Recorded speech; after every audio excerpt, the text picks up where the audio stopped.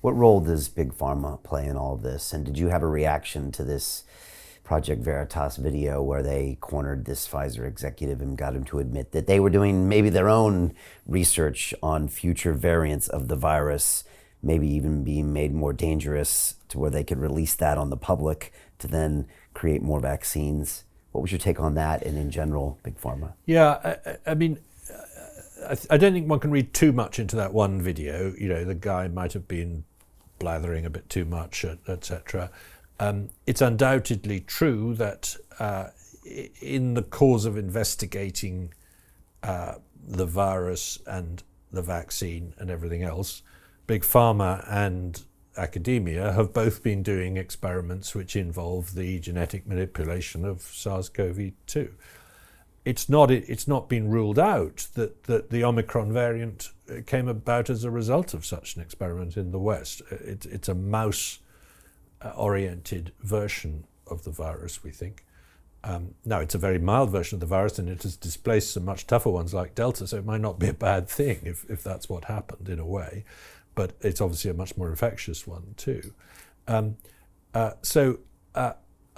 think, and by the way, we know there have been people infected in labs with SARS-CoV-2 who were working on SARS-CoV-2, just as there were with SARS. You know, there were at least 6 cases of people getting infected with SARS after the SARS pandemic was over.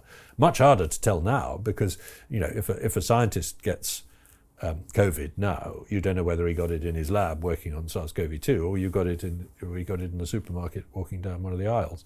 So it's very hard to tell what's going on. But I think you know, I think it's unlikely that Big Pharma is doing anything for malicious reasons. Is sort of saying let's try and make a new version so that we can sell more vaccines. I think it's not impossible that they've done something incautiously and not carefully enough that was a little too risky as an experiment. I think that's more likely. So Jim Rickards has just recorded a video that's not available to anyone in the public, and he's going to be talking about how this upcoming recession is going to be fast, it's going to be bloody, it's going to be nasty. But at the same time, he's going to show you how you can position yourself to profit from all of this chaos. Now, we've made this video only available to our viewers. Go to londonreal.tv/Jim. Watch that immediately. I can't say enough good things about Jim Rickards. He understands the global economic system better than any guest I've ever had on London Real. His predictions are almost uncannily true, and you can learn how to profit from his vision, from his expertise, and his understanding of economics. So go to londonreal.tv/Jim or click the link below. It's an excellent, excellent look on what's going to happen in the future and how you can position yourself to profit from that. Jim is one of the best in the business, one of my favorite guests on London Real, and he's very, very good at predicting the future and showing us all to profit from it. So click the link, and I hope you enjoy.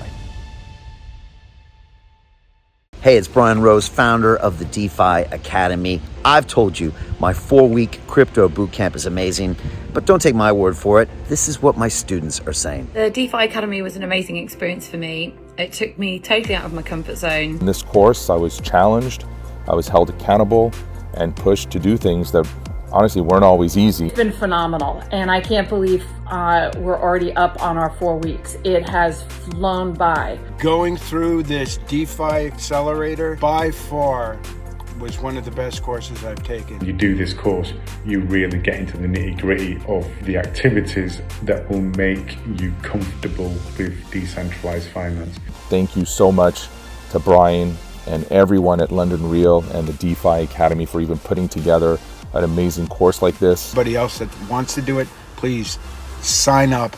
It is well worth the money.